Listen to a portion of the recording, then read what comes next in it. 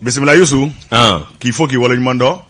La même bajekulu, fle bajekulu, yanye renouveau TV, renouveau FM et cadeau tout le cas c'est menywana. Femi WhatsApp c'est ka soro kuna fono ko la mali kono ane mali koka. Aw munu me kan vle jabrani na renouveau TV, aw munu mala kan la me renouveau FM na. Ane femi faranga radio munu me anga bara monobo e mali fa befe. Ambu fo andikula e cadeau dande folimina. Youssou ni alla jeni azigile aywa femi nye donc baro sebon. Abi boka chayanga abi sebe français kade la. Anga bara de ka yelema bamanga la Youssou mimba to belajele biseka famille ke o kuma na manya ko wati ko abu ladoni biye alamsa e ngi nyinga utukalot le tan flado ba fla ane mo ngane kele saina ne ke kanyeta sanga bisaba obeni ka tengu wati bulime doni ami yere foki wala mando femi yanga negatif la mawye Ousmane Togo kase sara kamara makatabla Mahamadou aywa ngafo Bouakari jara de baby badi ambi belajele fo Youssou donga do ninye ko belajele ka aywa tlu nyigele jo femi nye kuna fone gafo mi vo bi anye minu zoro amenu lu wala Youssou Traoré Youssou Karavati kati Youssou Wagadugu Youssou Titibugu doa Titibugu Youssou Bayninga Youssou ine sokoma marhaba yefo lamane no iba fo ko malien Youssou me Wagadugu nye moshi kabna la kanda ma kalokole shi Burkina otumanao ma ba moshi ala de ma ba Burkina la otumanao nga je suis malien voilà Mali Youssou ah merci otuman efo ta zamana ni ma efo na gata boata zamana na yaro memi fiina bi nyere la e ka kalafeke kabo wa ina na folo ana le kuma do foya Togo ma ina na folo yo ke balawi nye fana ka telephone ta ka blangu ogi boy nenga sirako foya ima segeti ka kena op ma ya fama ala nye ka telephone fana jaso so ngore ko blay ko walfenda ko yitai Youssou bismillah marhaba amba andwani bi foki wala mando o jaranye koy ikado awa minyi ikone na jara mba fongo neni bi Youssou Karavati ani Simon Gone onde be awe kado minyi plateau ka manya na kuna foni ka de o manya na gasitila Togo tay manya Togo tay amtla ko Togo yita sara amo nyana boko fe bismillah ala ka nguna ja ala ka so nyuma nama mi Ousmane Togo ale bera realisation na sira kamara sira koleni sira jele mi awkado ale be negawla Bouakari jara badda ale be difula o ma amba foka wali mano ka fana ko Messi tara mi tara français wa atara France atara Paris Saint-Germain ngabi ni tara tribunal de commerce la ni tara famagan dambele fe ni ko famagan sava abi pangi jaraki famagan Messi ko Messi famagan Paris Saint-Germain de ngo Messi ko ni ngo abi balo de mena ki yelama iba fo ko ana se ndoro menywana no ko kabni ala nyeda kabni ala du ko len fense ka sangolo ko yanganguna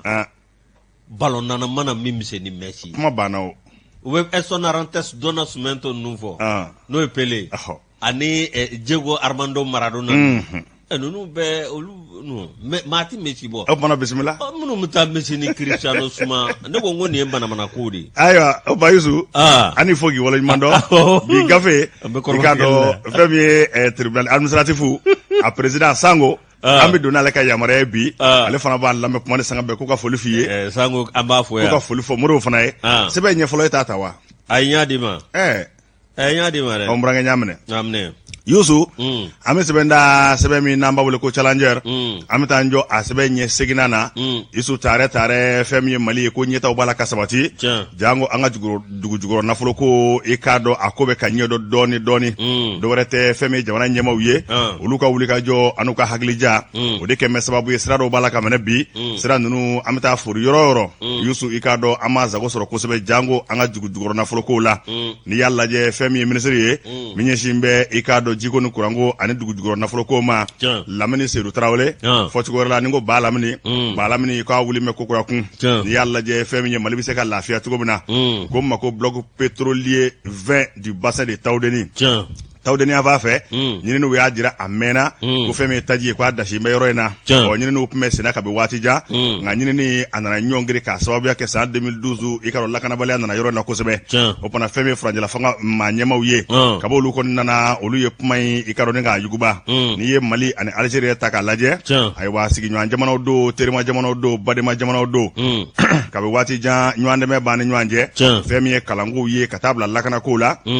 fɛn min ye sɔrɔsikow ye ka taa se dugujukɔrɔ nafolokow ma i k'a dɔn o teriya siraw b'an ni ɲɔgɔn cɛ an'o baara ɲɔgɔnya siraw o de la fɛn min ye bɛnkan dɔw olu tɛgɛnɔ bilala a mɛnna min b'a to dɔnniya min bɛ malidenw na ani dɔnniya min bɛ Algérikaw la an ka jɛ k'an fanga fara ɲɔgɔn kan sabu ka d'a kan i k'a dɔn an bɛ dancɛ bɔ dancɛ yɛrɛ bɛ taa fɔ kilomɛtiri 1000 ani dɔɔnin na dugujukɔrɔ nafolo a caman bɛ yen fɛn min fana ye Algérie ye jamana kologɛlɛnba ye min n'a bɛ pétrole bɔ ɲɛdɔn kosɛbɛ min n'a bɛ gaz bɔ ɲɛdɔn kosɛbɛ dugujukɔrɔ nafolo yɛrɛ a ɲinini a n'a bɔli a n'a jagoli a n'a taa ni ka segin u hakili juru caani b'o la kosɛbɛ n'i y'a lajɛ ɲininiw olu kun lamɛnna a mɛnna bloc 20 bassin tawdeni min ye tajiko ye a bɛ se ka anw nafa cogo min na kabi san 2012 n y'a fɔ n ka kuma daminɛ na ɲininiw kun jɔlen don k'a sababuya kɛ banmandiya wale ani lakanabaliya min nana o yɔrɔ ninnu na fɛn min ye faranjɛla fanga maa ɲɛma n'a bɛ colonel Asimi Goyita ko fɔ a n'a ka ministre cɛsirilenw u nana ka ko in sɛbɛkɔrɔ yuguba kosɛbɛ min b'a to maliden a bɛ se ka lafiya kosɛbɛ o de kɛra sababu ye fɛn min ye délégation belebeleba dɔ olu bɛ Algérie nin waati yɛrɛ la an bɛ kuma yɛrɛ la waati min na o bɛ Algérie ɲɛmaaya bɛ maa min bolo délégation ɲɛma o de ye n k'i ɲininka ayiwa Lamini Seydou Traoré a kɛmɛ ka wulikajɔba kɛ ani ministre fana bɛ ɲɔgɔn fɛ ministre min i ka dɔn n'o ye ayiwa ministre min ɲɛsin bɛ an ka jamana ani jamana wɛrɛ ko ɲɛnabɔkow ma ale fana bɛ taama in na ani fɛn min ye an ka expert baw ye minnu bɛ dugujukɔrɔ nafoloko ɲɛdɔn kosɛbɛ olu maa caman olu fana bɛ taama in na dɔwɛrɛ tɛ fɛn min ye délégation belebeleba in ye a kɔni a kɛra ayiwa wasa belebeleba ye u bɛ ka ayiwa Algérikaw kuma ɲɔgɔnya fɛn min ye Lamini Seydou Traoré ka taa se n k'i ɲininka Ablaye Diop ma ale min ye ministre min ɲɛsin bɛ an ka jamana ani jamana wɛrɛ ko ɲɛnabɔkow ma ninnu maa fila bɛɛ lajɛlen kɔ n'u ka expert baw u taara ɲɔgɔn fɛ nin waati yɛrɛ la u bɛ Algérie jamana kan u ka faaba kɔnɔ an ko ma ko Alger ka fɛn min ye Algérie maa ɲɛma k'olu kuma ɲɔgɔnya bolodi ɲɔgɔn bɛ se ka kɛ cogo min na anw ka pétrole ko ka se k'a yuguba k'a ko teliya joona sabu ka d'a ka sɛbɛnw olu sen sumaya an bɛ dɔɔnin k'a sababuya kɛ lakanabaliya ye o fana fɛn min kɔni ye i ka dɔn nin délégation belebeleba in ye k'u bɛna wulikajɔ min kɛ kuma bɛna kɛ min kan fɔlɔ o de ye lakanako ye sabu ka d'a kan n'i k'i bɛ dugujukɔrɔ nafolo bɔ k'a sɔrɔ lakana tɛ a yɔrɔ la a bɛ gɛlɛya o fana Algérie ye jamana min n'a kolo ka gɛlɛn ni sebaba ye lakanako ta fan fɛ ayiwa k'an dɛmɛ an ka se ka yɔrɔ ninnu lakana fɔlɔ ka sɔrɔ ka ɲinini k'o mɔɔnɔ bɔ ka sɔrɔ k'an ka tajiko ni ka a kɛ tiɲɛ ye Yusu Itle ɲɛgɛlɛ jɔ u ka cakɛdaba dɔ bɛ k'a ma ko SIPEX i ka dɔn n'an ko m'o koro i ka dɔn ngilɛ la Sonatrach International Production and Exploration Corporation ngilɛ cayara a ko n'i y'a lajɛ i kɛra Usman Sakara ye ko ni k'i n'o ye ayiwa basi tɛ Algérikaw olu ni Mali maaw u kɔni tɛgɛ bɛ ɲɔgɔn bolo fɛn min ye bloc 20 bassin de tawdeni i k'a dɔn tajiko a bɛ se ka kɛ tiɲɛ ye cogo min na n'i dun ye Algérie ta k'a lajɛ farafinna yɛrɛ ye Algérie jɔyɔrɔba de b'a la tajiko la maa a bɛ se k'a fɔ ko maa fɔlɔ don sabu ka d'a kan fɛn min ye tajiko ɲinini ani taji yɛrɛ bɔli i k'a dɔn ayiwa Algérie a sɛbɛkɔrɔ a b'o dɔn kosɛbɛ u ka cakɛdaba min n'a bolo ko Sonatrach yɛrɛ i k'a dɔn o ye cakɛdaba ye cakɛda min sigira sen kan a mɛnna kabi décembre kalo tile 31 san 1963 u bɛ nin baara in kɛ wa u b'a ɲɛ dɔn kosɛbɛ farafinna yan fɛn min Algérie taji bɔko la maa t'a fɔ maa ye a dɔnniya caman o bɛ u la u ni Mali fana an bɛ dancɛ la an k'an tɛgɛ di ɲɔgɔn ma fɛn b'a to anw fana ka tajiko a bɛ se ka kɛ tiɲɛ ye fɛn min ye jɛkuluba min sigi bɛ Mali ani Algérie cɛ u k'a ma ko grande commission mixte de coopération Mali Algérie olu ka tako 12nan na o lasigiw la i ka dɔn kuma caman fɔra bloc 20 i ka dɔn tawdeniya b'a fɛ a kuma caman fɔra fɛn min SIPEX ye tɛgɛnɔbila sɛbɛn dɔw kɛra min b'a to ɲinini a bɛ se ka mɔɔnɔ bɔ nka lakanabaliya nanen a ko a gɛlɛyara kosɛbɛ n'i dun y'a lajɛ o waatiw yɛrɛw la fɛn min dollar wari miliyɔn 41 o kun donna ɲininiw bɛɛ lajɛlen dafɛ nka a nana sosoro k'a sababuya kɛ lakanabaliya ye o fana mission in a wulilen min filɛ nin ye a kun de ye i ka dɔn ka kow kurakuraya yɔrɔ ka lakana i ka dɔn taji ɲinini a ka teliya joona Mali pétrole a ka suru an bɛɛ lajɛlen kɔni ka se ka nafa sɔrɔ délégation min filɛ nin n'a taara Lamini Seydou Traoré ka fara Ablaye Diop kan a n'an ka expert ba ninnu bɛɛ lajɛlen kɔni u taara ni hakilina kelen ye u taara ni hakilina jɛlen ye min b'a to an ka dugujukɔrɔ nafolo n'a bɛ tajiko ko fɔ min b'a ni Algérie ni ɲɔgɔn cɛ tawdeniya b'a fɛ o bɛ se ka bɔ cogo min na ani k'a baaraw bɛɛ lajɛlen dafa ko nin kɔni ye baara belebeleba fana n'u donnen i ka dɔn Lamini Seydou Traoré fɛ min b'a to an ka Mali a bɛ se ka lafiya cogo min na Abdoulaye Diop fana ale tɛ diplomasi ye ale ka se ka ayiwa Algérikaw kuma ɲɔgɔnya min kɔni b'a to nin bɛɛ lajɛlen kɔni u daw bɛ se ka ɲɔgɔn sɔrɔ wa nin bɛɛ lajɛlen fana kɛra maa min ka cɛsiri a n'a ka hakili ɲuman kɔnɔ o ye jamana ɲɛmaa de ye colonel Assimi Goïta hakilina jiginna fɛn min ye Lamini Seydou Tarawele a ka baaraw a ti ban sabu ka d'a ka kuma ni sanga bɛ ale ko ka baaraw teliya de ye min bɛ se ka kɛ waati min na o ka kɛ an ka tɛmɛ an ka taa ɲɛfɛ a ti tɛmɛ dɔgɔkun kelen kan fɛn min ye Lamini Seydou Tarawele kelen ye i k'a dɔn a kun ye laseli kɛ n'o interview ye fɛn min ye Burkina Fasokaw fɛ a taa kun bɛ taama dɔ fana n'a ye olu ka kunnafoni sira min bɛ ko wagati sera a kun ye i k'a dɔn barodalasigi dɔ kɛ o barodalasigi senfɛ a y'a jira k'a fɔ ko sanu dama tɛ an ka dugukolo jukɔrɔ fɛn caman de bi a taji b'o la ka taa se nafama fɛn caman wɛrɛ ma i k'a dɔn don n'a nataw la wulikajɔ de bɛna kɛ ka nin bɛɛ lajɛlen salo min b'a to anw bɛ se ka lafiya cogo min na fɛn min ye ka se ka kuma kuncɛ Mali ani Algérie cɛ dancɛ min bɛ ani ɲɔgɔn cɛ n'o ye frontière ye kilomètre 1329 kilomètre dancɛ min bɛ anw ni Algérie cɛ Mali ni Algérie cɛ dancɛ frontière 1329 kilomètres kilomètre 1329 wa ko o bornage bɛɛ lajɛlen kɛra kabi san 1985 o b'a jira k'a fɔ fɛn min ye Mali ni Algérie an tɛngu bɛ ɲɔgɔn na wa an ka nafaw bɛ ɲɔgɔn bolo ni Algérie y'a sɔrɔ a nafaba bɛ sɔn an ma ni makundan Algérie de bɛna an dɛmɛ ka ɲinini ninnu kɛ ani ka se ka taji bɔw ka baaraw an bɛɛ lajɛlen bɛ se ka nafa sɔrɔ a cogo min na wa maa min ni ko in juguba Lamini Seydou Tarawele a banna wa bi Lamini toi tɛ Lamini Seydou bilen a kɛra ba Lamini Seydou Tarawele Antoine Ngote m'o f'i ɲɛna tiɲɛ yɛrɛ la a bɛ jamana ka intérêt défend a bɛ bɛn o misali la n bɛ fɛn min n'i ma waati min na u ka dugukolo jukɔrɔ nafoloko kɛlɛ in kɛra min ye a ye malidenw ka jɛkulu dɔw de lajɛ k'a ta ka d'olu ma olu bɛ se k'a bɔ cogo min na kɛrɛnkɛrɛnnenya la min ye jɔnkɛ yɛrɛnangɔrɛ denkɛ n'o ye Mamadu Yara ye ale ye Mamadu Yara yɛrɛ an dɔn ale ye pétrole ale bɛ pétrole ni essence ni gasoil de kɛ o kuma ma ban wa o kuma a y'a ta ka d'o ma a b'a dɔn a fanga b'a la a barika b'a la n'o kɛra wari bɛ to nafolo ye a bɛ to an ka jamana de kɔnɔ kosɛbɛ Ala k'an kunna diya amina éducateur de renouveau an b'ale ta o bɛ ɲɛ o an dɔn awɔ k'a dɔn min ye nin ye an ka taa ɲɛna dɛ ɲɛna Ganadugu ɲɛna min ye Seriba Jalo ye ale kumana dɛ Seriba Jalo ale ti dɔwɛrɛ ye min ye ɲana o k'a dɔn o maa ɲɛmaa don n'o ye mairie ye monsieur le maire i k'a dɔn monsieur le maire an dɔn kunun ko awɔ kalo tile 10 san 2021 a ye kunnafoni di kɛ kunnafoni di a kun ti dɔwɛrɛ énergie a k'a dɔn ani kuranko o de kun bɛ taa ɲɛnabɔ min ye a k'a dɔn a bɛ dugu min kunna duguden minnu n'olu dara la k'a sugandi n'olu ko a bɛna kɛ sababu ye k'a dɔn awa min ye ka dugu yiriwa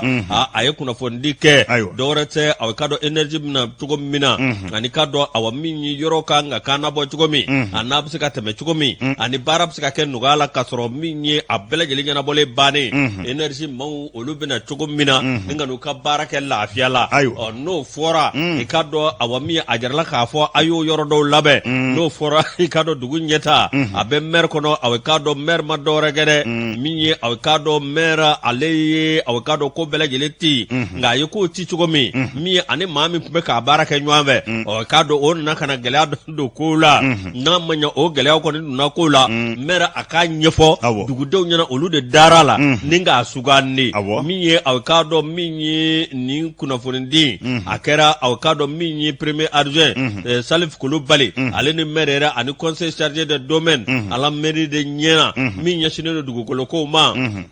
ani Seydou Togora i k'a dɔn awa min ye ani Mɛnkɛrɔ Jalo i k'a dɔn ninnu bɛɛ lajɛlen kumana u kumana ye a k'a dɔn u ma foyi to dogodogonin na u ko an ka tiɲɛ bɛɛ lajɛlen fɔ n'a ma ɲɛ k'a fɔ dugudenw de kɔni dara na min ye an na ko bɛɛ lajɛlen kɛ nin ko in ti dɔwɛrɛ ye min ye a k'a dɔn kunnafoni sababuya la a jarala k'a fɔ robinet ani kuran de kan ka taa olu ka dugu la n'o ye Ɲɛna ye wa u ye nin ko kɛ i k'a dɔn u ni dugutigiw y'a kɛ ɲɔgɔn fɛ u ni maa minnu bɛ yen n'olu nyinganga do ala uyo olu bele jeli nyindo ala nga kura Antoine bismillah kuran se kana toko jila minye awekado fendo beno otanchwe kura bele jeli bisalo minve mi awekado wala sa okasigi o sigili la sa okanga teme yoro mununa minye awekado koluka na bo okana boli de la sa minye awekado ni entreprise do na nywana uye ko semola no DMS bismillah Mamadou Diallo andonu galenga ko sabola minye oyaka sharia ufo no temere reikando ko kabini awekado lotis mango mako ndeo ko nyina awekado ale ko ndoti selenu kabini 1964 bismillah o minye awekado ko mabna ko kurado okola wati mina akera awekado akanga bedumunu ni bundumunu be ni awekado lukanga kanabo wala sa otansho mseka teme o ko olu bele jile ka wana ni nani mbo o mi flane ni o wana ni nani no farala nywanga a minye awekado abitla chukomina ayo bele jile nyefo mi awekado meri o wana ni na wakale mitakadi meri ma awekado awaminye nyere la femi be awekado no bakele togle obitla awekado kanga ta yoromi wa minye awekado dugutikila kaw ko dobi bla oluka balang no baw lube dugu ngo jana madola akagele ubulu aywa Andon miye awekado nyere la miye awekado ni mi flane miye mer ko ne abako blada grindalare e kado aye awekado ni ma ko fole no e jakulu no e entreprise me no DMS uya ko bele jele nyana bo nyoafe mer ko ni awekado oluma doreke entrepreneur Mamadou Diallo aminye aye avance tafu wa kemene wabi nani o mi kado wari bele jele a ikado nyere la permis bi keme ani biduruni saba mi awekado na fulo minzoro lola obiti jo million ngele na kungamve wala sa bara bi ke chugomi nga benata mi awekado DMS ma ko fale mi flane ko amase ka permu shibo ni permu kemeni biduru ni sabate aywa o mingerasa a ikado awako nana kanandai dana awakado akagale dugudo dale do merla merfana awakado ya entreprise mu wele obika baraka tugodola amanya merko ko fanga boka ngo bele jele nyefo mawyi aywa mi awakado nyerala meri awakado minye ayo o bele jele ka wati mina minye awakado fm million kele ani wa mwanywana a ikado awa minyo obeb meboloka nga minye abenata Mamadou Diallo awakado dana min taraka daka o taraka ajraka fo minye awakado bara akadamine nga nana kana bara luso lasa ka bara dale toy ka da turula ka da jabala halunu ya nyini ka fo minye awakado prefet sous prefet wa nyina fe kaka kemenani koko bo fe nunu nga abenata nga bara de ko ndale turai mi awakado ni ma ko folenyi mi awakado avance dira bara make amanya awakado mer ko ni boraka kuna funi di ka nyina fe tosku bele jilela mi akana ka barake bismillah ga benata a andon na awakado ini barake janjugu aw kana bende no bena ikado at mi aw temena sira uzra fe e waledu fe tara aladu tisita time o kara awakado awami entrepreneur nindai Mami Bey, nous porte-parole dugutika kuna foni delay awakado awanyena bengaro Diallo akoni ya jira ka foko ale dabali banenu minye awakado beka jalaki jugo minta ninga mer segere mer mo fuike na ma nyefo monyena mer mo fuike na ma do dugutika blogono ka papier bela jele bo ka kuna foni bela jele di nga benata a ikado nyere lo kemme ka awaminye mado wulile ka jalaki jugo ni makundao oluta ka mer segere ngame ni ngoyesa a ikado akoko ni bisena ma ko fole mire no e entreprise ma nyema e ikado kale dugubla de aywa obana bi roro bismillah ledu mintemenani nyena kauche andon entrepreneur ni awo ka dugubla aywa bismillah akana de aywa bismillah akana moko baraka de bismillah ko entreprise DMS bismillah amanyema Mamadou Diallo bismillah oba wulika jobi sena ikado nungo ni ko utatwe oluna ko suku bela jeleke minyi awkado nyena wa akado akajirwa wa minye awkado minye kangalonta kadaika manyemola e kado ko awa minye nimsaka ke madode munu ngoni nyebe joroina yelmo munu ngeme ka ke politique kele kono to ote dugutigi akadanga ni mafo wa kado dugude febe ni olu nyinga olugo ku kamere ladriye nga jamba jugu ndi ataka nyesi maladrima alaba mbe chunchu yere de kaw bismillah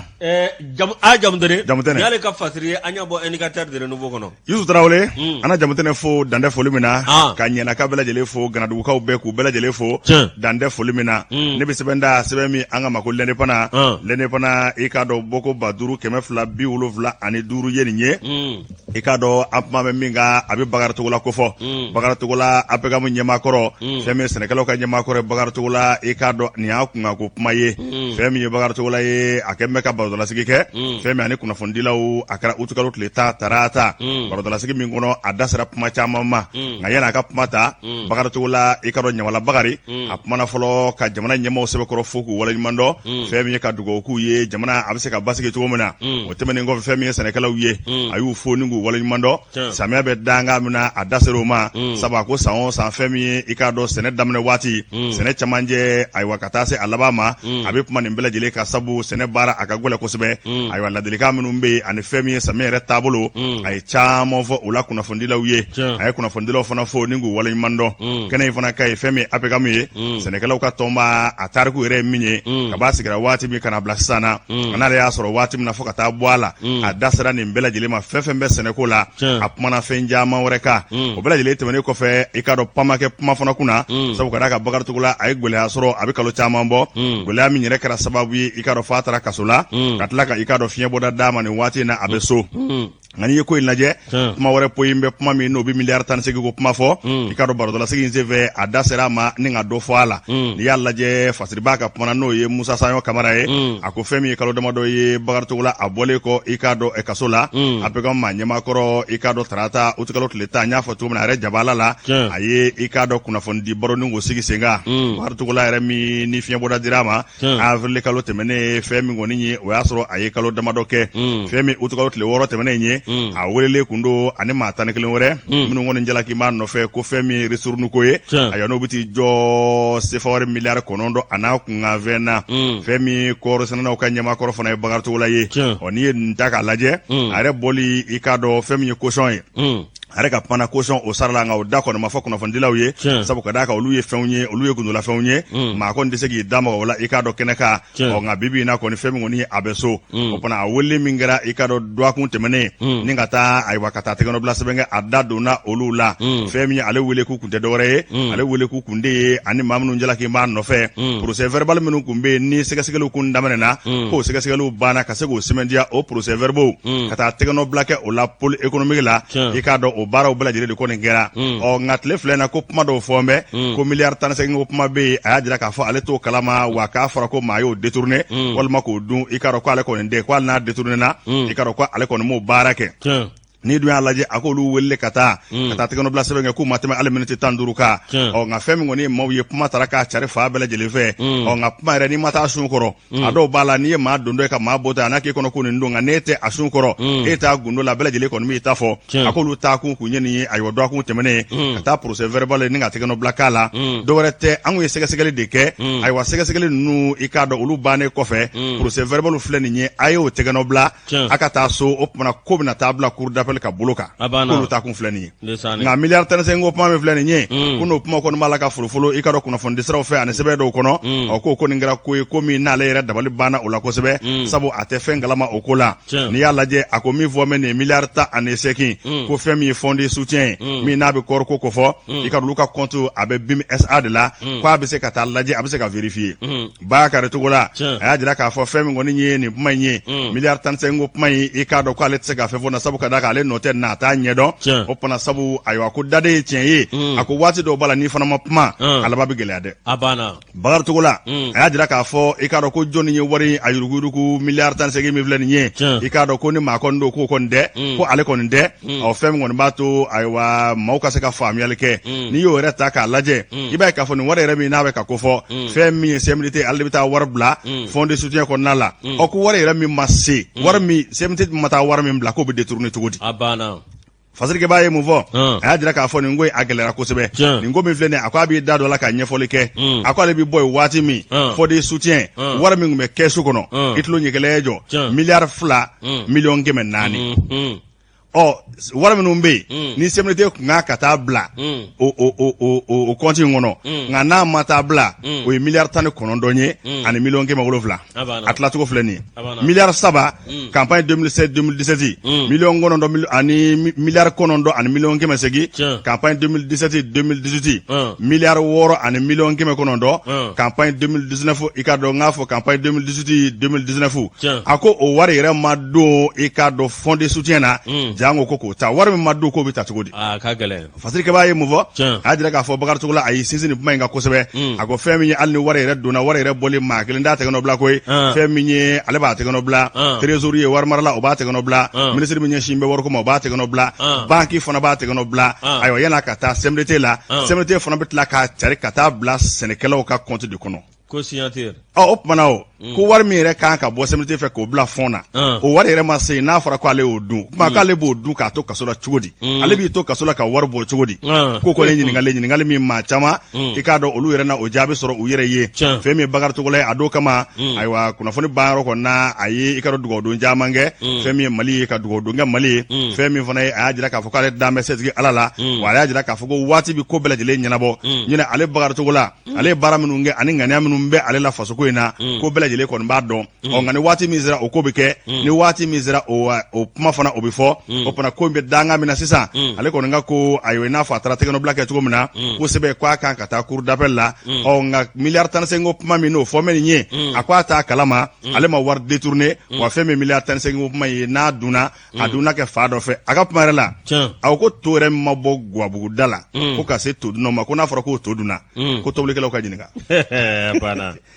maa min ka to dun ale fana ta politique kɛlɛ kun don politique est-ce que politique ko de kun tɛ to ma bɔ musow fɛ Gabugu la n'a fɔra k'o dunna est-ce que nin ale ta kun tɛ politique ko ayiwa an ka sosoro ye komi a ko ka ca Bakari Togo la ko ne ni kunnafoni di in kɛ ale y'a jira k'a fɔ ko baasi t'a la i k'a dɔn a nisɔn kun ka di kosɛbɛ a ye dugawu caman kɔni kɛ Mali ye ka dugawu caman kɛ Mali ma ɲɛmaaw ye basigi bɛ se ka na cogo min na sabu ko ni sɛnɛ tɛ jamana in k'a ka développement k'a bɛ gɛlɛya Musa Sayo Kamara an y'a salo ka bɔ l'indépendant kɔnɔ indépendant ni y'ale bila ne bɛ aw ka dɔn sɛbɛn da sɛbɛn min ni b'a ta i ka dɔn awa min ye tiɲɛ yɛrɛ la min ye ministre de l'économie et des finances min ye aw ka dɔn wulikajɔ kɔni kɛra min ye loi rectificatif san 2021 min ye aw ka dɔn fɛn min bɛ tali kɛ budget yɛrɛ kan aw ka dɔn jamana sɔrɔ ni sɔrɔbolo sɔrɔ min ye a bɛɛ lajɛlen kɛlen ɲɔgɔn kan min ye aw ka dɔn ministre de l'économie et des finances k'a y'i kun da aw ka dɔn ni primature kan Alfuseni tɛ de awɔ Alfuseni Sanu Alfuseni Sanu min ye aw ka dɔn premier ministre ka yamaruya kɔnɔ n'ale ye gouvernement ɲɛmaa ye ani aw ka dɔn u ye conseil de cabinet dɔ kɛ conseil de cabinet ani aw ka dɔn wulikajɔ kɔni kɛra sanga ani waati san 2022 san 2020 ani san 2021 san 2021 i ka dɔn o kɛra kunungo o kalo tile 10 aw ka dɔn primature yɛrɛ la koyi ministre a y'a ka minɛnw bɛɛ lajɛlen cɛ ni ka taa aw ka dɔn primature la ka taa ɲɛfɔli kɛ min ye loi de finance min ye a ka dɔn fɛn minnu nana ka na to a la kɔsa in na min ye a y'a bɛɛ lajɛlen fɛsɛfɛsɛ a kan ka kɛ cogo min na min ye a ka dɔn hali ni bamayɛlɛma donna kow la a kan ka kɛ cogo min na ani ka dɔn awa min ye a kan ka taa sira minnu fɛ ani ko minnu bɛ yen n'olu fɔra min ye a ka dɔn bɛɛ lajɛlen ni sababa bɛ bɛn cogo min na min ye a ka dɔn a taara ka to bɛɛ lajɛlen ɲɛfɔ min ye a ka dɔn primature la maa min tun bɛ yen sa o ye docteur Choguel Kokala Mayiga min ye a ka dɔ sɔrɔ ani ka dɔ ani sɔrɔ malo sɔrɔ ani an hakɛ minnu n'an ye o kɛ jagomafila ye nin bɛɛ lajɛlen a kumana nin bɛɛ lajɛlen kan min a ka dɔ taabolo min bɛ yen n'o sɔrɔ min kɛra min ye a ka dɔ an ka jamana kɔnɔ san kelen kɔnɔ a bɛ to bɛɛ lajɛlen ɲɛfɔ ani ka dɔ yɛlɛma kura minnu kɛra ani ko minnu cunna i ka dɔn awa min ye olu bɛɛ lajɛlen ɲɛnabɔlen kɔ minisiri min bɛ yen n'o ye Alfuseni Sanu ye ale kɔni a ka dɔn a ye kuma bɛɛ lajɛlen fɛsɛfɛsɛ k'a bɔ k'a bin a ka dɔn an ka sɔrɔ taasira la ani ka dɔn jamana nafoloko taasira la min ye a ka dɔn ni hakili b'a la kɔsan na awa premier ministre ale kɔni wuli ka jɔ kɛ min ye a ka awa min ye présentation de politique générale plan d'action du gouvernement ni ye a ka dɔn a y'o ɲɛfɔli min kɛ an dɔn a ka dɔn i b'a ye k'a fɔ min ye jamana lakanani ko kuma sinsin kɛra o kan min b'a to a ka dɔn jamana bɛ se ka lakana min ye an ka wolomasiri tabaw olu dɛmɛ bɛ se ka s'u ma cogo min na min ye o tɛ taa ka musaka kɔ min ye a ka dɔn ko bɛɛ lajɛlen b'a kɔnɔ n'o tɛmɛna ka bɔ yen min ye a ka dɔn fɛn min bɛ yen ka fɛɛrɛw ɲini gɛlɛya min bɛ a ka dɔn jamana kɔnɔ n'o ye a ka dɔn jamana bɛ se ka sigi sen kelen kan cogo min ka hakilina kura di jamana ma ni ka ninkura fiyɛ la n'o ye refondation ye ni ye a ka dɔn a kuma n'o fana kan o ma tɛmɛ ka bɔ yen min ye a ka dɔn ani awa min ye ani maa wɛrɛw cɛ n'o ye an ka partenaire technique ye ba ɲumankɛw a n'ani minnu bɛ baara kɛ ɲɔgɔn fɛ olu ka fan min ye a ka dɔn a y'o bɛɛ lajɛlen fɛsɛfɛsɛ ministre Alfuseni Sanu i ka dɔn ale ka wuli ka jɔ min ye a ka dɔn ko awa min an kana kosi dogo ɲɔgɔn na baara ka kɛ tiɲɛ kan k'a ɲɛfɔ n'a ɲɛfɔra a bɛ faamuya min a ka dɔ fɔ a bɛɛ lajɛlen faralen ɲɔgɔn kan min ye a ye nin kuma min fɔ premier ministre ɲɛna min ye budget min bɛ yen tiɲɛ yɛrɛ la a ka dɔn miliyari 2,000 ani miliyari 800 ani miliyari 8 o de a ka dɔn o de tun ye an ka jamana sɔrɔ bɛɛ lajɛlen ye nka min ye Alfuseni Sanu ye a ka wuli ka jɔ a n'a ka fɛsɛfɛsɛli ani awa baara minnu kɛra min ye nafoloko taasira la a y'a bɛɛ lajɛlen fɛsɛfɛsɛ o taar'i jɔ miliyari 2,000 ani miliyari 800 ani miliyari 40 ani miliyari 1 bisimila o b'a jira k'a fɔ awa min ye 100 min ye aw ka dɔn wulikajɔ min kɛra o ye farangu ye o farangu i ka dɔn awa ma sɔrɔ dɔwɛrɛ fɛ ministre de l'économie et des finances ale n'a baarakɛ ɲɔgɔn olu ka cɛsiri wa a min filɛ nin a n'a bɛɛ lajɛlen fɛsɛfɛsɛ ni ka taa ko bɛɛ lajɛlen da gale a min ye conseil de cabinet a bisimila a ko bɛ a ko fɛsɛfɛsɛlen kɔ o kɔ min ye o conseil de cabinet min n'a y'o kɛ min ye o papier bɛɛ lajɛlen n'a y'o kɛ ani premier ministre a bɛ tila k'o sɛbɛn bɛɛ lajɛlen ani i ka don o ɲɛfɔli bɛɛ lajɛlen ka taa n'o ye conseil de national de transition na olu kɔni bɛ a ko bɛɛ lajɛlen labɛn k'a bɛɛ lajɛlen fɛsɛfɛsɛ a ka sɔrɔ ka sɔn a ma ni Sanu y'a bila yɔrɔ min a tɛ bɔ yen wariko kɔni Alfuseni Sanu ministre de l'économie min f'i ye Antoine ko ne m'a f'i ɲɛna ko ni commission kɛra classe kɔnɔ maa tun bɛ ɲɔgɔn ɲininka de ko jɔnni bɛ kɛ deuxième ye premier dɔnnen don wa premier dɔnnen don a tɛ tɛmɛ o kan ko kabi da tulo fila a n'a ka kumuya bɛ wuli a n'a ka kumuya bɛ wuli tiɲɛ yɛrɛ la min ye aw ka dɔn ni a taara ɲɛta ni ko ɲɛfɔra a bɛ faamuya maa ma fɔ ministre de l'économie et des finances ko a ka taa baara fɛ jamanadenw an dɔn an bɛ min f'i ye i ye ko caman ye jamana kɔnɔ wala a bɛ sɔrɔ jamana ka économie de fɛ jamana ka sɔrɔ kosɛbɛ ko yɛrɛ bɛ to e m'a ye ko kɛlɛ tɛ ban kumatɔ so kɔnɔ n bɛ deli ka kuma dɔ f'i ye jɛmukan so in kɔnɔ yan n ko ministre ɲuman a bɛ président lafiya a banna directeur ɲuman a bɛ ministre lafiya directeur adjoint ɲuman o bɛ directeur lafiya a banna ni ministre ɲuman b'i bolo président bɛ suna de o ni directeur ɲuman b'i bolo ministre bɛ suna a banna baara ma ban wa ala k'a kunna ja ni technicien ɲuman b'i bolo radio ni télé la directeur fana b'i da ka suna kuma banna ala k'a kunna ja amina an ka tɛmɛ ni fasiri yani an ka taa ni fasiri ye an na fɛɛrɛ kɛ i k'a dɔn ka ji min fɔlɔ pharmacie kura verte la ACI la o kumana an dɛmɛ dɔ nansara ka foli kɛ commerce la o tɛ bon mais est-ce que ne bɛ taa sira kelen fɛ bi Youssou bon ne bɛ taa groupe commerce la ni sera yen n bɛ taa yen fɔlɔ men jo adala men te do ne men murumuru aga da kɛrɛfɛ ka taa pharmacie kura verte la ka taa foli kɛ ka tila ka segin tuguni ka don wa nana ka n da sira fi ne bi fɔlɔ yɔrɔ min na ne bi fɔlɔ pharmacie kura verte la ka ji min ye lala ni n sera commerce la o don ni ma se yɛrɛ n bɛ n bolo kɔrɔta u ye k'u ni sɔgɔma Ablaye Mayiga amina an ka taa jɔ fiyɛ la sɔɔni an bɛna Yusu an bɔlen kɔ sugu la sa ayiwa an na tɛmɛ ni sɛbɛn e don wa ne don e don kɛ o fana n y'a minɛ Yusu Tarawele i ka dɔn an bɛ baw bɛɛ lajɛlen fo ani minnu bɛ baara la n'olu y'an ka partenaires ye i ka dɔn ŋunu dɛ Sansɔrɔ Jurukɔ an ka foli b'u bɛɛ ye i ka dɔn an ma maa bɔ maa la ne bɛ sɛbɛn da sɛbɛn min na an ka ma ko l'informateur i ka dɔn kunnafonidila i ka dɔn l'informateur a kuma an bɛ an ka taa CMSS la fɛn min caisse malienne de sécurité sociale i ka dɔn maa ɲɛmaa kura o sɔrɔ la sabu min kun bɛ n'o kun ye ɲɛmaa ye o fana ye ɲɛtaa sɔrɔ o kɛra ministre ye madame Jeminatu Sangare ale de kun ye i ka dɔn CMSS a maa ɲɛmaa ye ale kɛra kɛnɛya ministre ye danaya dara maa min ka o Isaka Kɔnɛ ale fana bɛ yɔrɔ in dɔn sabu ka d'a kan a ye san caman kɛ ye maa don maa min hakili juru caani bɛ kosɛbɛ maa don maa min hakili jon bɛ maa don a bɛ baara in a b'a sɛbɛkɔrɔ ɲɛdɔn fɛn min ye passation ye o de kɛra ka dɔn tarata utikalo tile tan 2021 na fɛn min ye directrice kɔrɔ ye n'a bi i ka dɔn madame Jeminatu Sangare ko fɔ ale kɛra ministre ye n'o ye kɛnɛya ministre ye danaya taara ka da maa min kan nazara ko ma ko un cadre valeureux i ka dɔn Isaka Kɔnɛ maa min don i ka dɔn ayiwa kalan caman b'a la baara in a dɔnniya caman b'a la o tumana cakɛda in dara k'a kalifa ale ma fɛn min kɔni ye passation o de kɛra sa fɛn min ye kɔrɔlen kɔni ye o ka baara don kura bolo o fana bɛɛ lajɛlen kɔni ka tɛmɛ ni baara ye nin don kama ministre yɛrɛ a kun bɛ yen n'a bɛ Jeminatu Sangare ko fɔ a tun bɛ yen nɔ i ka dɔn a kɛra nisɔndiyaba ye fɛn min ye conseil des ministres juillet kalo tile 14 ayiwa ale kɔni de taara sa ni k'a kɛ ɲɛmaa ye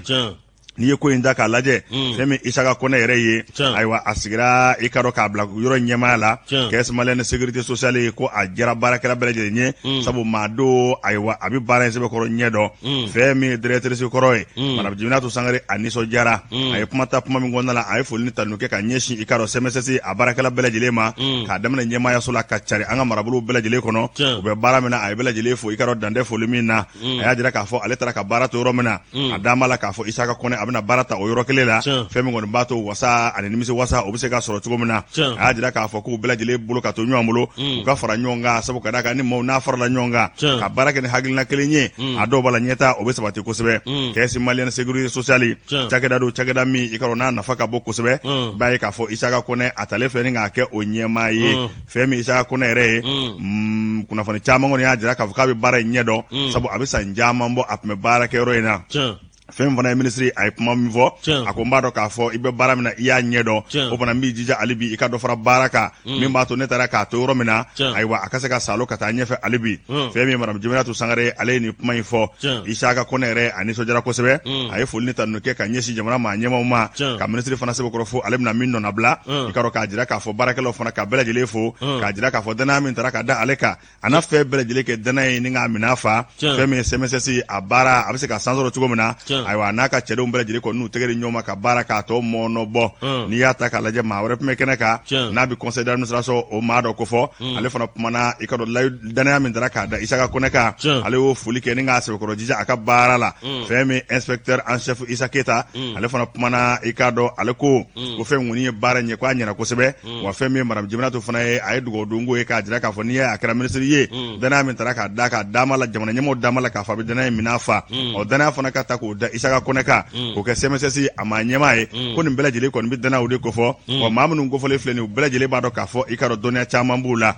Isaka Kɔnɛ kɔni i ka dɔn a kɛra CMSS a maa ɲɛmaa ye passation bɛɛ lajɛlen kɔni kɛra a kɔni kɛra nisɔndiya ye fa bɛɛ lajɛlen fɛ waasa hakili to bɛ se ka kɛ an bɛ se ka hakili to ɲɔgɔn na hɛrɛ kɔnɔna na cogo min na u ye montre belebeleba dɔ dilan ayiwa ni ka madame Jeminatu Sangare ayiwa k'o photo k'a kɔnɔ o montre belebeleba in o kɔni bɛna kɛ sababu ye i k'a dɔn don o don n'a y'o lajɛ a n'a dɔn k'a fɔ i k'a dɔn ne tɛmɛna cakɛda dɔ la wa ne n'o cakɛda maaw an bɛɛ ne kun don jamana ka ɲɛtaa kama wa o na kɛ yelen min n'a tɛna dun ka fiyewu an bɛ fɔ ɲɔgɔn kɔ dɔɔni dɔɔni ka yelen k'a mananen to min b'a to fɛn min caisse malienne de sécurité sociale i k'a dɔn a ɲɛtaa bɛ se ka sabati cogo min na Isaka Kɔnɛ anw k'a ma Segu ko Isaki o fana k'a ka tɛmɛ ni baara ye. Nin ye sɛbɛn ye an y'a salo ka bɔ i ka dɔn l'informateur kɔnɔ fɛn min ye CMSS a ka kunnafonidi la Fatumata Macamu ale de y'a tigɛ nɔ bila. Isa Kone bismillah ko a Isa Traoré Isaka Isaka Kone ka Isaka Traoré nye kuma do ngo mimi fina ala ni dogo ni kɛra faama ye i b'a wele ko ngɔrɔ ni i ma se ka ngɔrɔ fɔ a wele ko ba ko fɔ Isaka ma ngo ayi ko fɔ Isaka ma ngo ni den kɛra faama ko ba fo t'a la ayi ko fɔ Isaka ma bi kunungo ne dɔgɔnin kun ye Isaka ye bi a kɛra ba ye Bado Adnan bismillah mi ame challenger ta challenger walasa an ka chemin de fer e ka dɔn ni sɛgɛngɛra yɔrɔ la an ka chemin de fer a ka dɔn a sɛgɛnna mi a ka dɔn très kuma wuli de très ko so pas faire ne kɔnɔ ko très kun wuli la o Andan mi a ka dɔn yalima u ye awa min ye an ka cheminot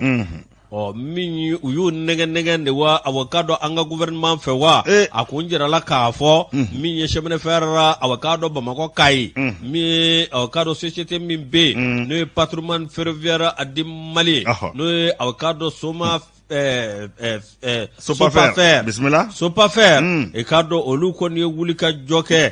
i ka dɔn awa min ye fɛn min bɛ yen ni a ka dɔn saga mobili kunkolo dɔ kan ka sɔrɔ min a ka dɔn kunkolo dɔ bɛ yen n'o kan ka sɔrɔ i ka dɔn kunkolo ko kɔni maa bɛ se k'a fɔ hali bi a ka dɔn tɛgɛ ma da o kan appel d'offre a ka dɔn yalima kunkolo ko bɛ cogo di yalima o bɔra ma de wa min a ka dɔn yalima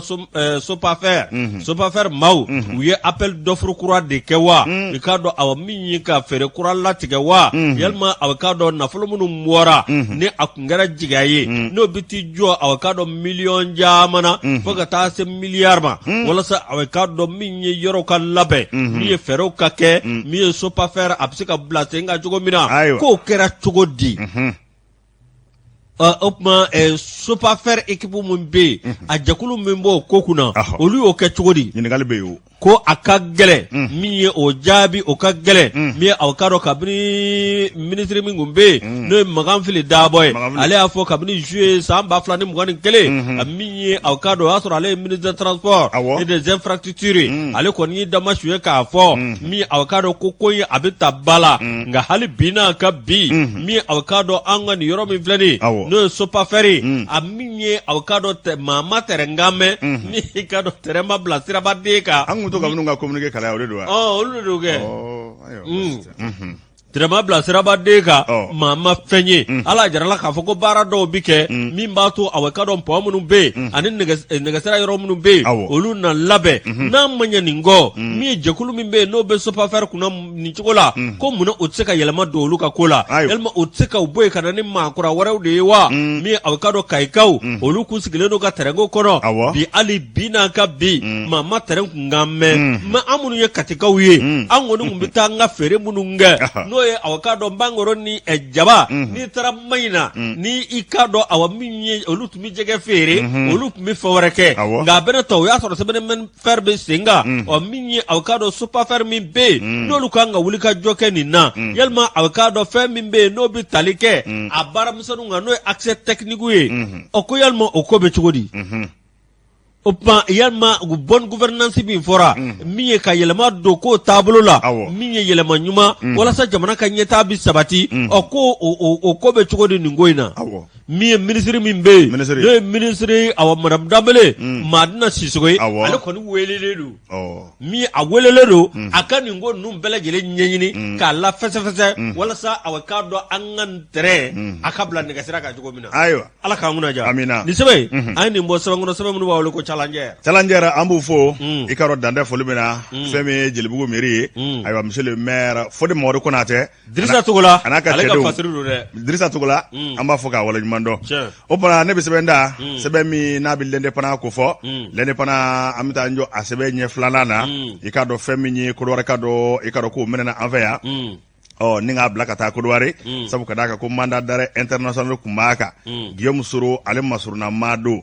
kunnafoni kɔni dira kununko a kɛra i ka dɔn a y'a sɔrɔ wula ma se fɛn min ye communication maaw ye ka bɔ assemblée nationale la i ka dɔn Kodowari fɛn min ye n k'a fɔ fɛn min ye Guillaume Soro kun tɛ assemblée ɲɛmaa ye fɔlɔ wa assemblée ɲɛmaa kɔrɔ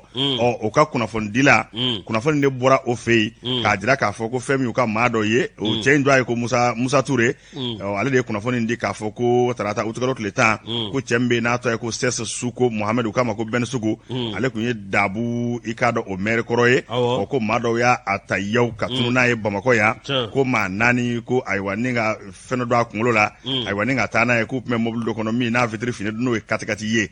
ale kɔni y'o kunnafoni di a ta fan fɛ nka fɛn min procureur ye komi naaninan ale ye kunnafoni kɔni jɛya ni fɛn min ye communiqué ye ni k'o kɛ communiqué min n'a carina bɛɛ lajɛlen y'a ye o communiqué kɔnɔ a jelila k'a fɔ ko Sese Suku Mohamed u k'a ma ko Ben Sugu ko a minɛna gendarmew fɛ Mali gendarmew fɛ a ye tɛgɛ dara a kan k'a sababu kɛ mandat d'arrêt international de kun b'a kan min n'o bilala juguya la novembre kalo tile 16 2020 tribunal de première instance Abidjan Plateau ayiwa k'a jira k'a fɔ k'a ye kojugubaw kɛ ka ɲɛsin i ka dɔn Côte d'Ivoire jamana ma ko fɛn min ye walejugu caman ye a y'o kɛ o fana k'a minɛna o cadre de kɔnɔ n'a fɔ o cadre kɔnɔna na nka fɛn min ye assemblée nationale kɔrɔ Côte d'Ivoire n'o ye Guillaume Soro o ka kunnafoni dila o de kun ko maa dɔw y'a ta yaw ka tunu n'a ye nka Mali procureur ye kuma fɔ k'a jɛya Mamata a minɛna tribunal gendarmew y'a minɛ k'a sababuya kɛ fɛn min mandat d'arrêt international kun b'a kan Mali ni Côte d'Ivoire ka tɛgɛ di ɲɔgɔn kɔnɔna la i n'a fɔ sigiɲɔgɔn jamanaw i ka dɔn fara ɲɔgɔn kan jamanaw u bɛ baara kɛ tilennenya kɔnɔ cogo min na o fana ko fɛn min ye commission spéciale ye k'o sigi bɛ sen kan ka se ka sɛgɛsɛgɛli kunfɔlɔw kɛ enquête préliminaire olu kɔni sigira sen kan fɛn min ye commandant de groupement territorial gendarmerie Bamakɔ ayiwa o b'a la k'o baaraw bɛɛ lajɛlen kɛ procureur a y'i da lase nin ma Idrissa Hamidou Touré o fana ko baara ye k'a bɛ nin taabolo kan baara ɲɔgɔnya ani jamanaw ka tɛgɛ di ɲɔgɔn ma ko fɛn min kɔni ye Sese Suku Mohamed u k'a ma ko Ben Sugu a minɛna ni k'a di Côte d'Ivoire kaw ma. Antoine, mais min f'i ye n'u fana k'an ta bila ka n'a kɛ an b'u ta bila ka taa a ye kiriko kumaw don o bɛ ɲɛ o ayi an ta kɛ don n'a nataw la an fana ma mandat d'arrêt international kɛ cɛ min fana filɛ k'o ye ɲɛmani ye cɛ min filɛ procureur ye an ka k'o to a ma a b'a tɛntɛn sabu ni ji fana duuru la n'i ma to ji ka ɲamajɔ a bɛ gɛlɛya nka Touré ye cɛ min ye an d'a ma la k'a fɔ kiriko an kun bɛ min ɲini a la ayiwa a dɔw b'a la a bɛ sɔn ka ɲɛnabɔ nka fɛn bɛ kiri bolo kan an b'o ɲɔngirilen to yen fɔlɔ yanni o ko bɛɛ lajɛlen ka ɲɛnabɔ sɛbɛn ta i jo don dɛ outrage au magistrat Musa Gindo an b'a fɔ kɛrɛn ka yan ne ni kiritigilamaw bɛ a ka débat in na o n'u ye misali ta o don na an ka émission na Bafula Bulalama tun bɛ ne kunkolo la Bafula Bulalama tun bɛ maître Konare kunkolo la Gindo ko Musa Gindo ko Bafula Bulalama fila ani a fɔ cogo di magistrat kelen ko bi jɛ mun k'a ka gɛlɛn ko se bɔra kalama o Antoine bisimila min ye ka dɔ teliya la o bɛ ɲɛ Yorodi Sahel min lɔgɔli mɛtiri a ka dɔ maa dɔ bɛ yen olu kɔni minɛna lɔgɔli mɛtiri a ka dɔ y'u minɛ dɔwɛrɛ tɛ ninnu tun b'a fɛ ka taa a ka dɔ min ye concours min tun bɛ ka kɛ yalima examen min tun bɛ ka kɛ min lɔgɔli karamɔgɔ minnu bɛ yen n'olu kɛn bɛ ka baara bila bolo da olu tun bɛ ka fɛɛrɛ sugu bɛɛ lajɛlen kɛ walasa a ka dɔ min ye examen min bɛ yen n'o ye EPS o tɛ éducation physique ok farikolo ɲɛnajɛ min ye a ka dɔn olu tun b'a fɛ k'o bali min ye waati min na ko kɛra sa wolomasiri taba minnu bɛ yen k'u kɔni ye grenade lacrymogène ci min ye o cili min kɛra sa min a ka dɔn maa dɔ kɔni bɛ yen maa wɔɔrɔ baɲɔgɔn olu kɔni minɛna bi a ka dɔn k'u bila wolomasiri tabaw ɲɛkɔrɔ n'o ye garde à vue ye a ye to a ɲɛkɔrɔ fɔlɔ yanni an k'a ko ɲɛɲini ayiwa Yusu studio tamani N4 kɔnɔ an y'a sama ka bɔ ale kɔnɔ e ko dɔmakɛ bisa dɔ kɛra an t'a ɲɔngiri an b'i yɛrɛ fo foli ani tani an b'o lase hali bi Denba Siribe n'u b'a wele ko V olu ye bagajugu faalaw ye k'a dɔn a ka bureau filɛ nin ye AC 2000 la Sori Kɛmɛso Kona Sori an b'a fɔ Sori Tarawele ka taa fara Sori Jakite kan Lɛtura Sori kuma tile o kuma kuma tile Sori Kɛmɛso an bɛ Kɛmɛso mina o Sori Kɛmɛso Yusu Tarawele Kɛmɛso Antoine Dembele Kɛmɛso Sira Kamara Kɛmɛso Ousmane Togo Kɛmɛso Badi Kɛmɛso Renouveau Kɛmɛso kuma banna n'o bɔra yen min ye k'a dɔn Katida ye Mohamed Aga Ibrahim Ag Mohamed an b'a fɔ k'a waleɲuman dɔn ka Mohamed Elmedi Ag Ijaz an b'ale fɔ k'a na min n'o bɔra yen an bɛ foli lase Mohamed Toni ma énergie la ka Jacques Kone a lieutenant colonel Jacques Kone an b'ale fɔ Kati an bɛ foli kun cɛ Lansana Tamba Keyita commandant ka ENA ka n'a ka cɛdenw bɛɛ fo ayiwa Fagana Keyita ale fana ye transporteur Laginɛ place la an bɛ bi ta ɲɔngiri yan dɔ ma kɛ sa Usman Togo ale bolo tun bɛ nɛgɛw la réalisateur don ka se Sira Kamara ma tɔgɔ in fɔ kɛ tɔgɔ jumɛn ni bɛ Usman Togo fɔ ni Sira bɛ an tɛ se k'o fɔ n t'o fɔ dɛ n'a ye Sira Kamara fo an bɛ sɔrɔ ka taa difu la Bouakari Jarabe yen ayiwa ka bɛɛ lajɛlen fo dan tɛ foli min na ni Ala sɔnna ma sini juma fɛn min ye Kɔrɔ Moribo Sanɔgɔ ani Yusu Karabati u bɛ ɲɔgɔn sɔrɔ yan min ye don kibaruw ye ka se k'a ta k'a fɛsɛfɛsɛ bɛɛ lajɛlen ka se ka ayiwa tata sɔrɔ a la kunun vieux kelen tun bɛ yan ani demi vieux un lexé et puis un demi lexé d'accord Janjo Masani Moro d'accord c'est un demi lexé Janjo Masani d'accord il est demi lexé bon ne kɔrɔkɛ Moribo tɛ vieux non c'est un jeune plein il a 19 ans et demi an bɛ limanaw bɛɛ lajɛlen fo a k'an bɛ waati wɛrɛ ni Ala sɔnna ma fɛn min ye i k'a dɔn wulada ma se nɛgɛ kanɲɛ 17 segin bɛ kɛ nin jɛmukan in kan télé la radio la nɛgɛ kanɲɛ 20 segin bɛ k'a kan aw bɛɛ lajɛlen fo ka waleɲuman dɔn aw sɔrɔlen ka to Renouveau TV la wasa ani i ka dɔn nimisi wasa de bɛ yen